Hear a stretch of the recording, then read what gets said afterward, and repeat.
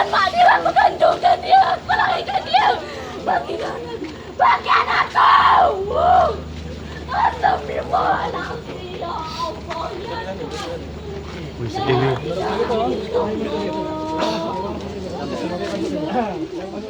A 5-month-old baby boy who was reported missing yesterday has been found dead inside a refrigerator at the babysitter's house in Taman Nakhoda, Batu Caves.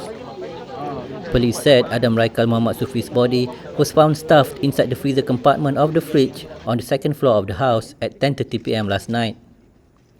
The child's father, Muhammad Sufi Naif Muhammad Fauzi, had lodged a report a few hours earlier after he was told by his wife that someone resembling him had picked up Adam Raikal at the babysitter's home. Gombak Police Chief Assistant Commissioner Ali Ahmad said police decided to search the babysitter's home after they found discrepancies in her statement.